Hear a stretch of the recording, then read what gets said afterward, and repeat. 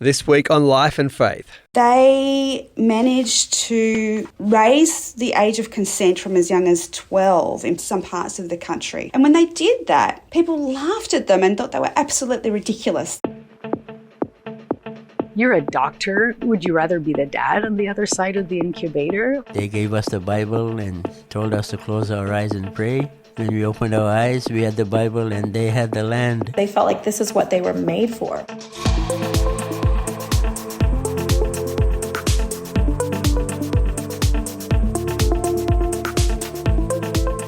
Welcome to Life and Faith from CPX. I'm Simon Smart. And I'm Justine Toe.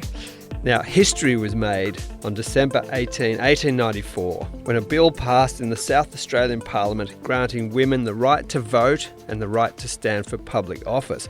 Now, this made the South Australian Parliament the first in Australia and the fourth place in the world to extend voting rights to women.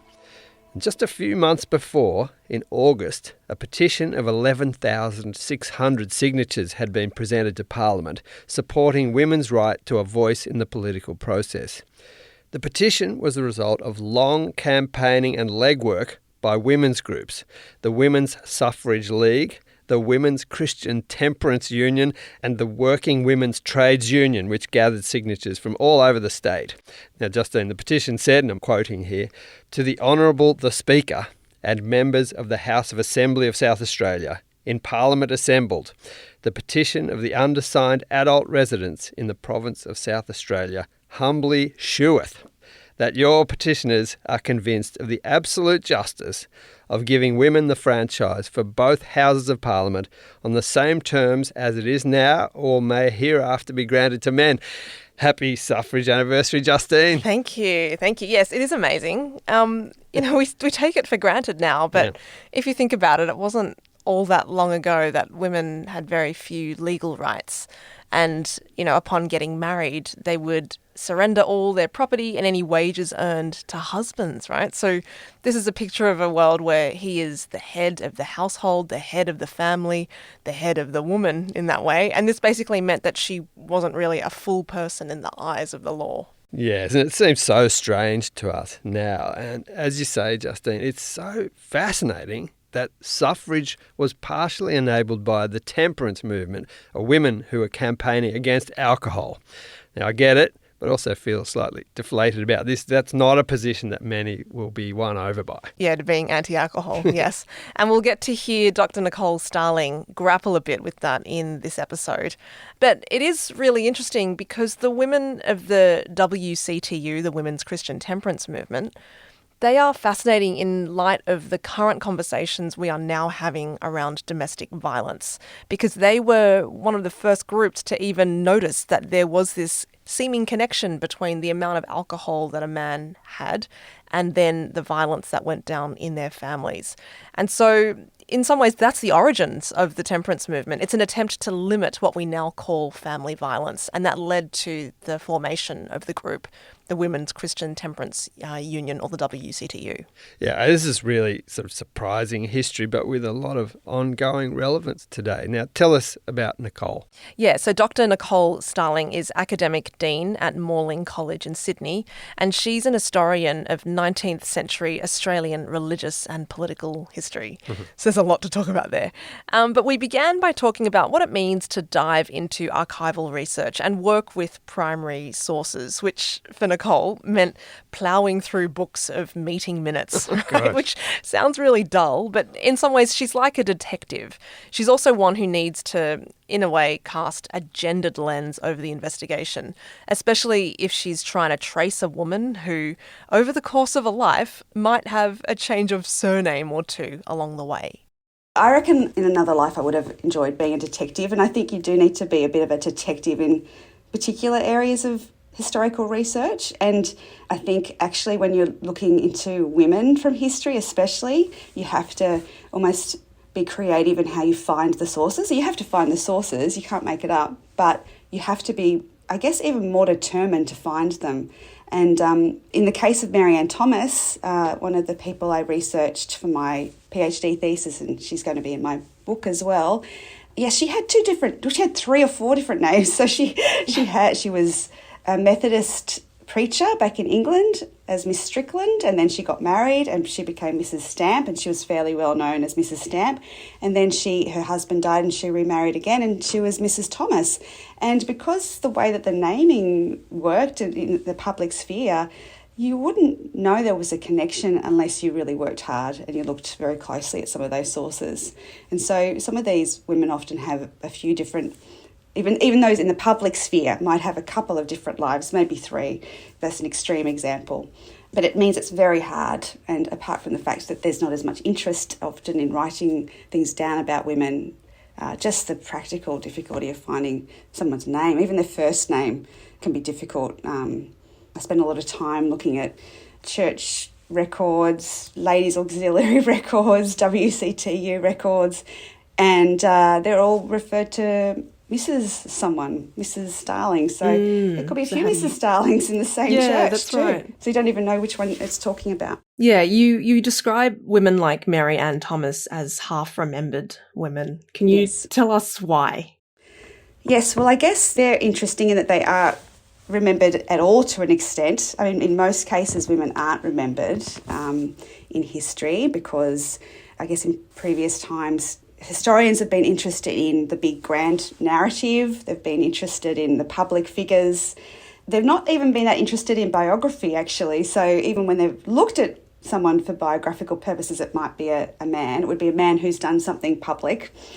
So women, even women in the public sphere like Mary Ann Thomas, are half remembered because firstly it's difficult with their names to track them down often.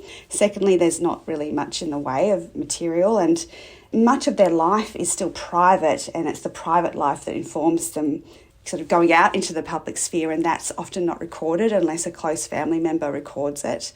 And also often people just aren't that interested in remembering women, particularly women who've been portrayed a bit as wowsers, Christian women involved in the Temperance movement. They're the women I've been researching, not sort of particularly exciting objects of research for a lot of historians.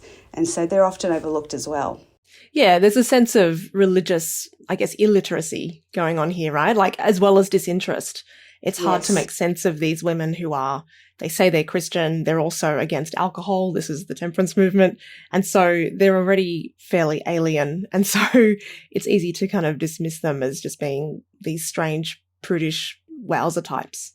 That's right, and it's interesting what you say about illiteracy too. I think that this is why it's really helpful to look at these sources as a Christian who understands a bit of theology or has grown up in a church and is able to actually understand some of the key phrases and ideas that the women are talking about, because I think a lot of people read their words and don't actually understand what they're trying to say.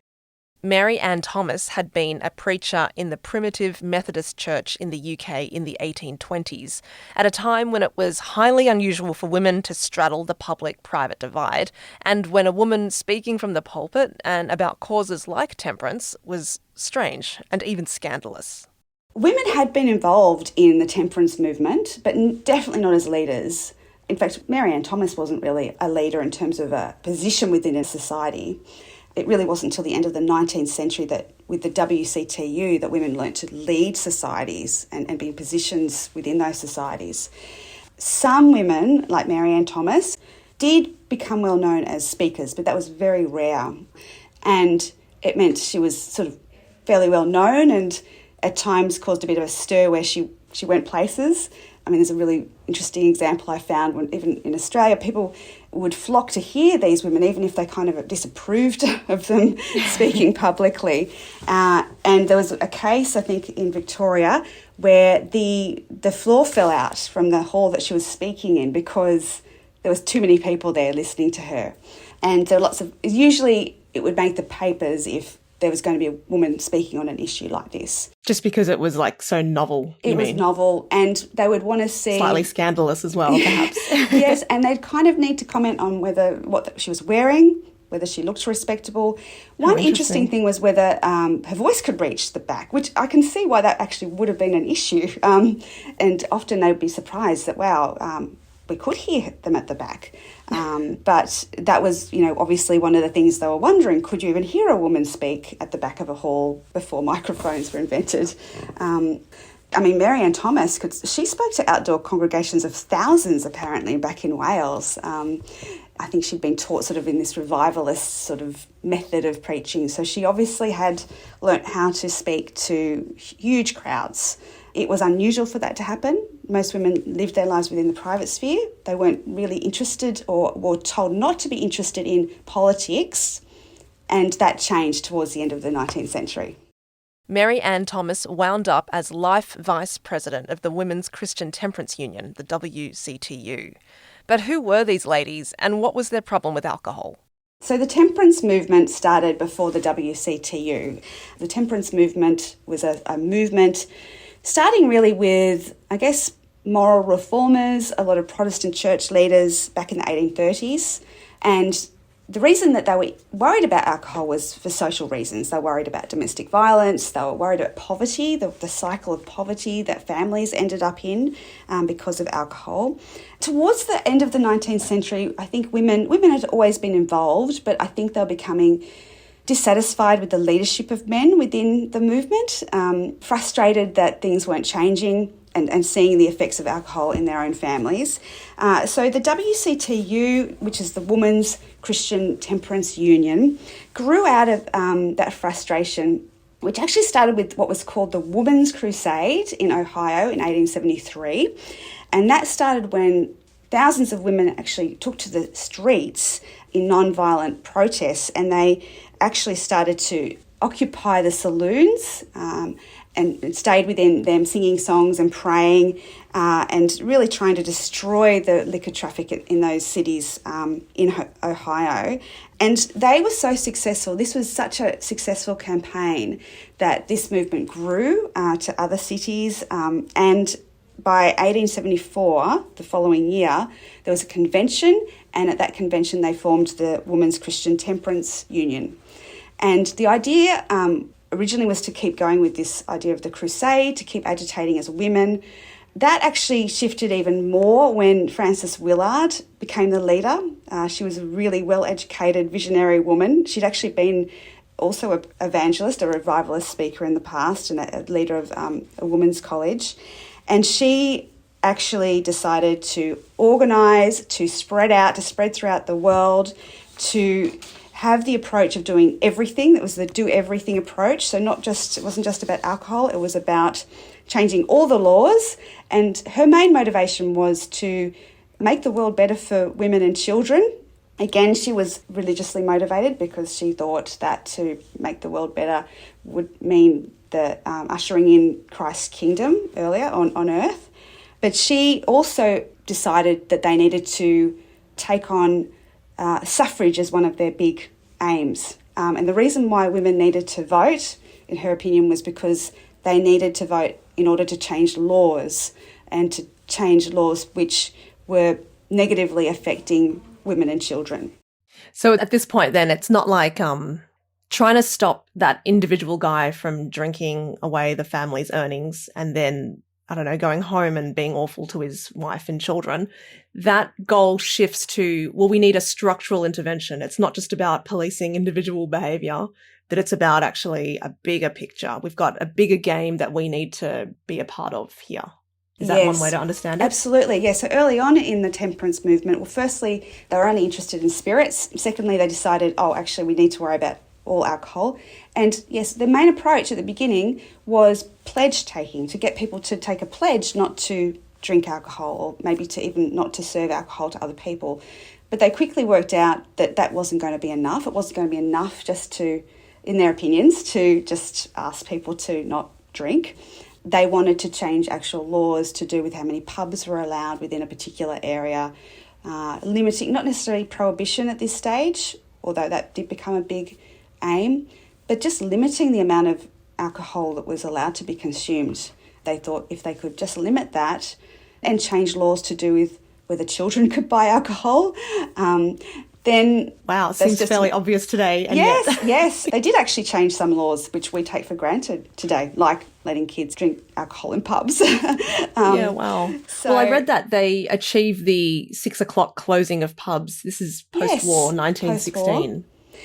Yes, so they did manage to, especially, the war helped this along, but they managed to get Parliament to pass a whole raft of laws that allowed pubs to close earlier. So there's a bit of a limit in that respect. Different opinions about how effective that was, because they talk about the 6 o'clock swill.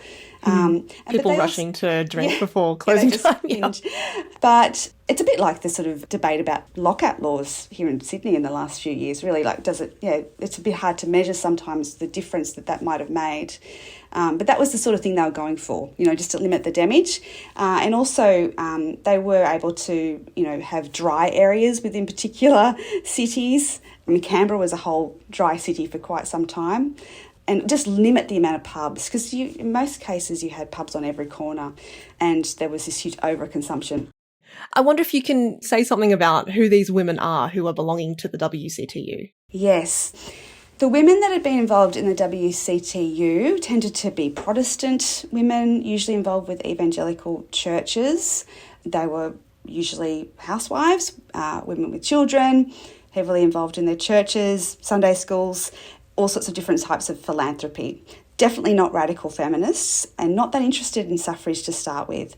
So, yes, they were interested in temperance and a number of other social issues, maybe prison visiting, handing out religious tracts to people. They were women that were motivated to be involved in different forms of work that would help others in the public sphere, but they were certainly not radical feminists. So actually that was a barrier that Frances Willard very cleverly managed to overcome. She managed to convince them that they did need to be involved in politics, they did need to be interested in politics, and they did need to ask for the vote. Frances Willard, the charismatic leader of the WCTU in the US, had a unique way of winning over often conservative Christian women to the cause of suffrage.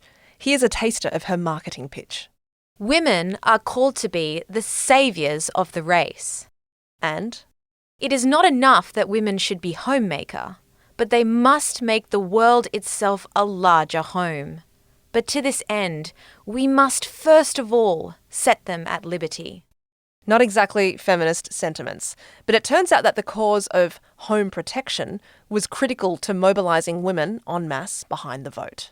She managed to help the women that were already involved in temperance and all these other social reform issues to think about the world, the public sphere, as a larger home, and to think that they needed to be interested in what was happening in the world, especially as far as it affected their private spheres, their homes. And so she had that image of them going out into the world and being like housewives and mothers out in that larger field. She helped them not to see that the political sphere didn't need to be a male sphere. It could be women involved as well. And that really helped them to mobilise women and to help those women to see that was an extension of what they already believed was their role within the home, to protect the home, to be a positive moral influence. That was the dominant idea of women at the time, that women were morally superior to men almost, that they were pure, that if they were given the vote, of course they would choose the best option morally. So therefore, that's why women must have the vote.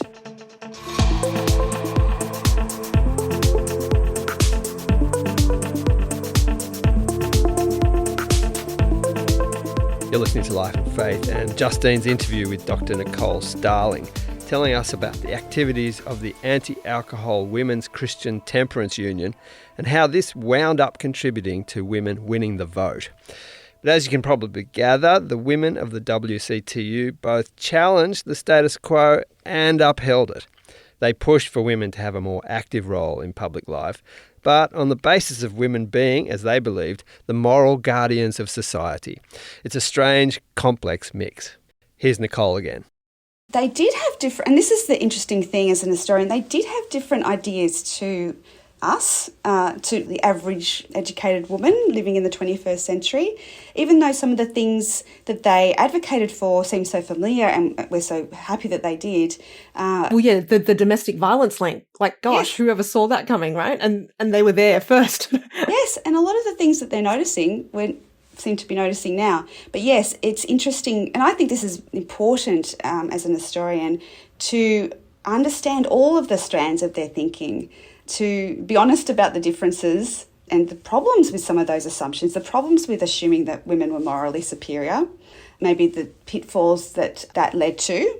I mean, the other issue that I've come across with looking at some of the women involved in these movements is a different attitude to race, a different attitude to disability, some sympathies towards early ideas of eugenics, things that you think, oh, okay, that doesn't quite fit. But it's important, I think, to understand all the different strands of thinking in order to understand how things progressed and where the ideas came from as well. They should mess with our heads, right? Like, yes. They blend all our notions of public and private. And so given the way that the public-private divide has haunted women's debates and, issues over what a woman's place is, or can a woman sort of reconcile the demands of her home life as well as the demands of her working life. Like, these women were there right from the beginning, like always showing that maybe it's a false divide. Shock horror, right? Yes, absolutely. Yes. Yeah, I think that's an interesting point.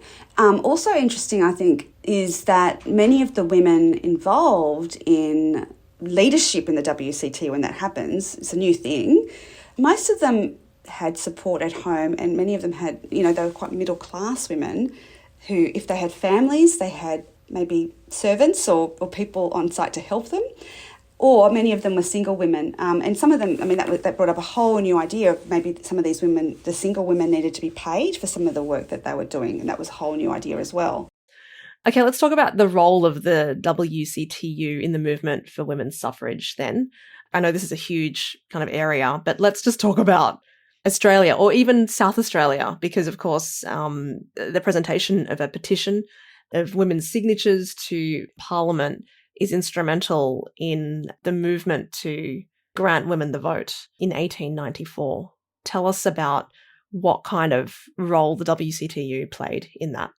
The WCTU has been acknowledged as having a role in gaining women's suffrage in South Australia, but I think that they actually enabled it to happen when it did in a number of ways that often aren't acknowledged. So firstly, yes, they did contribute a lot of those signatures to the petition. I think it's over 8,000 of the 11,000 signatures came from the WCTU women.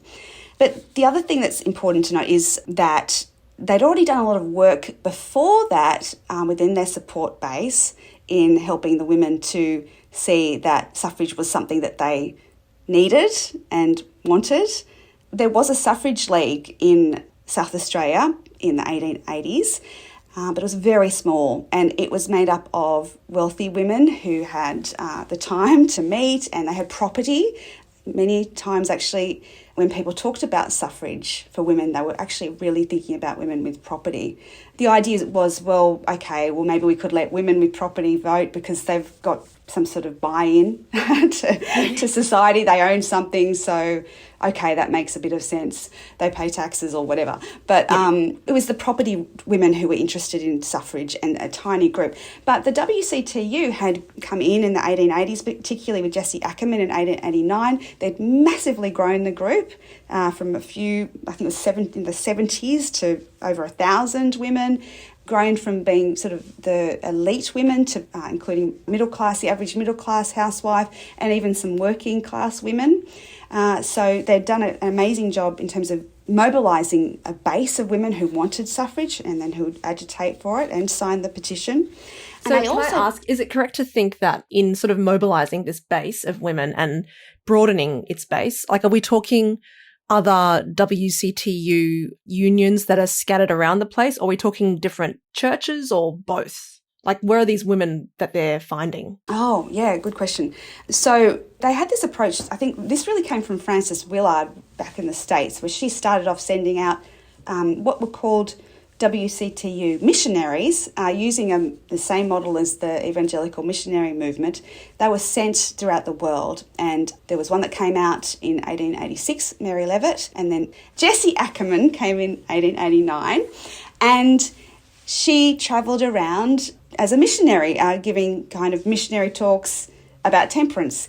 When she got to South Australia, she spoke in Adelaide, but she also spoke at a number of country towns throughout South Australia as well. And as she went to those towns, she would start a new branch of the WCTU. So by the end of her mission trip to South Australia, she'd established another 22 branches across South Australia. So that meant a number of different branches across South Australia that were then connected.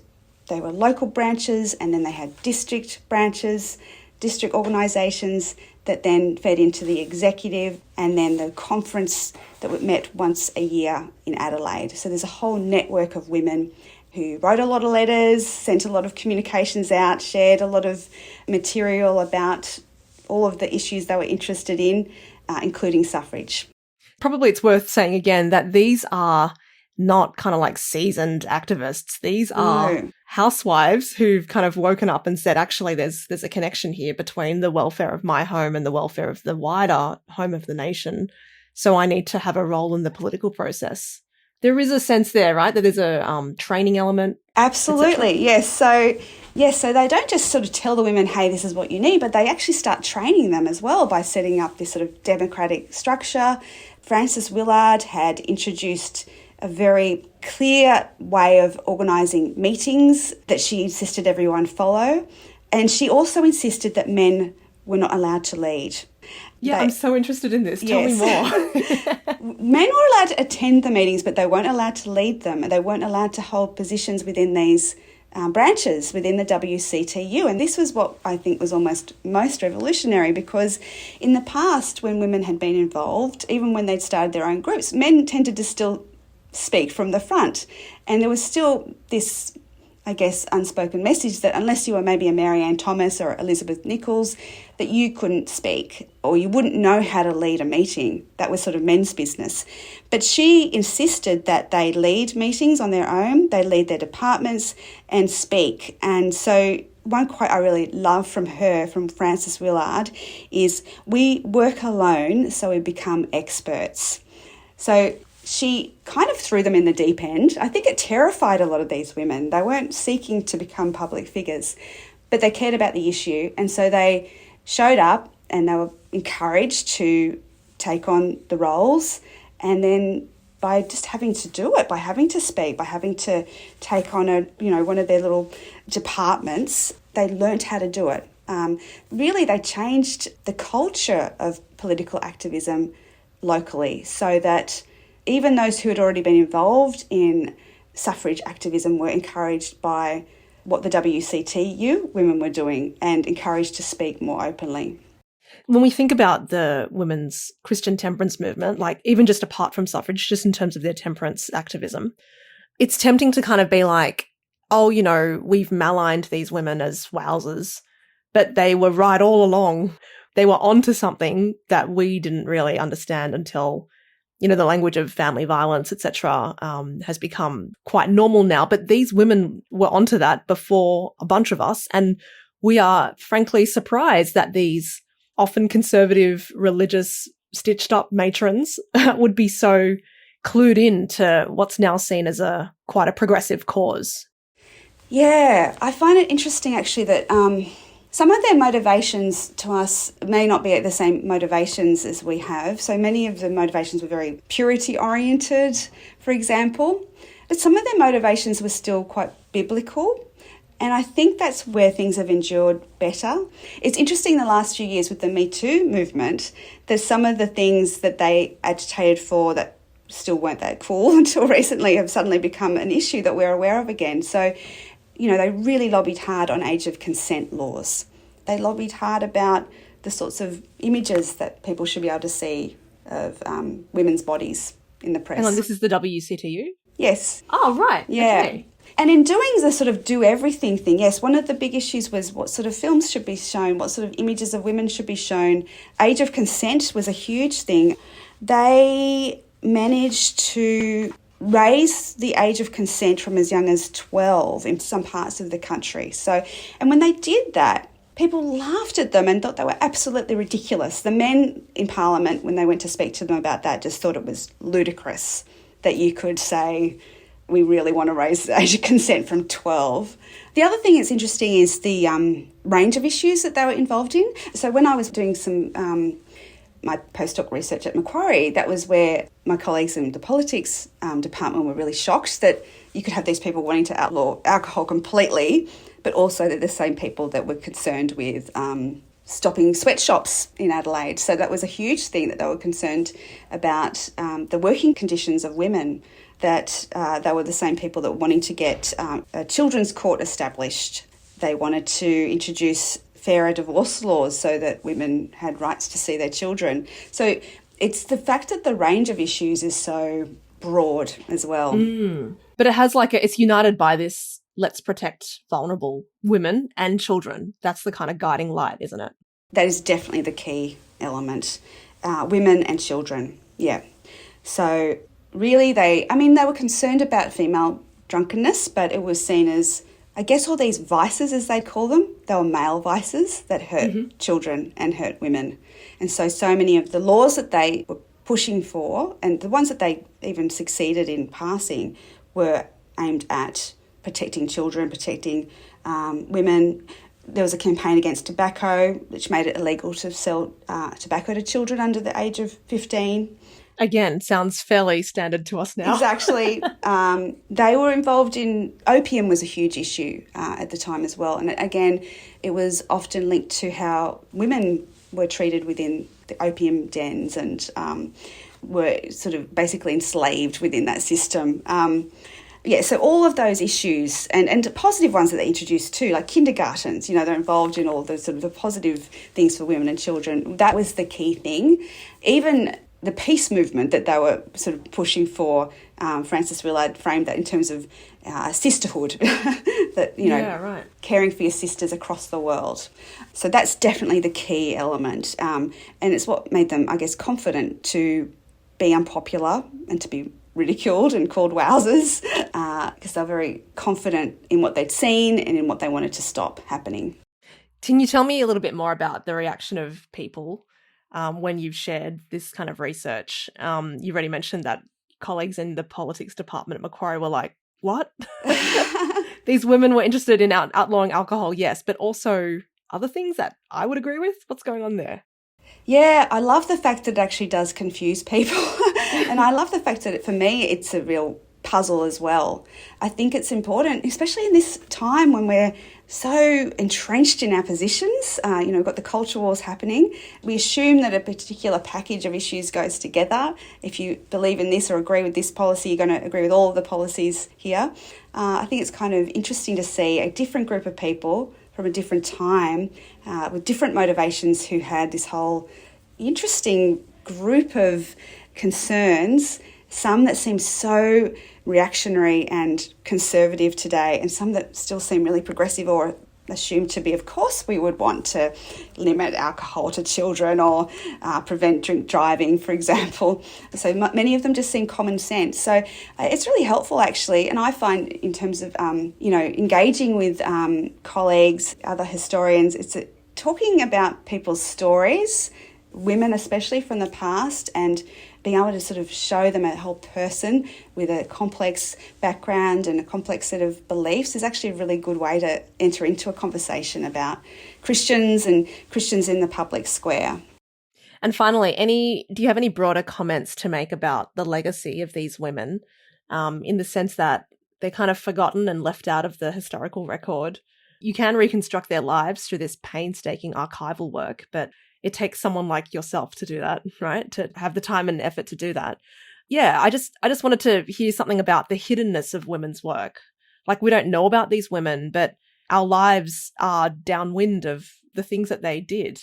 How do we make sense of the legacy of these women?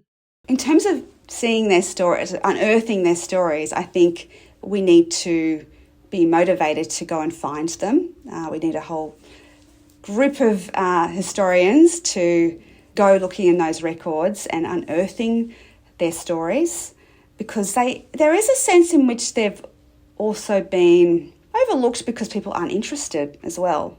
So they've had the reputation of being wowsers in the past, so particularly with temperance workers, for example. But also there's a sense in which, as a historian, I'm like this myself, you go looking for stories that interest you, you go looking for people that you can connect with. And so a lot of historians, when they've gone looking for stories to tell from the past, and it is a little bit more popular now to go looking for biographical stories, particularly stories about women, they're not looking for women who maybe also were housewives or were evangelical Christians, for example. They're looking for women like themselves, and I understand that makes sense. But it does mean that there's a huge amount of women actually that are overlooked, given the amount of Protestant women involved in these campaigns, the fact that many more people professed to have Christian faith in the past as well. It means we're overlooking a lot of women's stories, and so I think we do need to be a bit more deliberate in going to look for them and to then let their voices be heard when we can find their voices, that is a challenge. It's a challenge to find that, but sometimes you're lucky. Sometimes they did write a whole lot of letters, or someone's preserved their diaries, or they've written something about them. And when we find those stories, we need to really grasp hold of them and bring them to the surface, I think.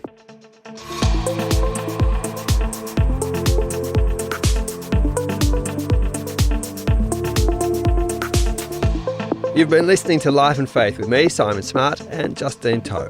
Thanks to Dr. Nicole Starling for telling us about the forgotten women of history, Mary Ann Thomas and the temperance activists of the WCTU, and of the wider role they played in gaining women the vote 130 years ago this year. Now, Dr. Nicole Starling's book is Evangelical Belief and Enlightenment Morality in the Australian Temperance Movement 1832 to 1930. And thanks also to Claire Potts, our brand manager, for subbing in as Frances Willard back in those quotes we heard about the cause of home protection. If you've enjoyed this episode, please do send it on to someone you think might like it. And please leave Life and Faith a rating or review so that others can find the show. It really helps. And thanks to our producer, the always temperate Alan Douthwaite. Next week. So I went from Sri Lanka to Bande Aceh. Bande Aceh was probably the epicentre, and when I got up there, massive ships that were a kilometre inland. When I flew in a helicopter up in Bande Aceh, the coastline actually reshaped because of the force of the wave. I had never seen anything like it.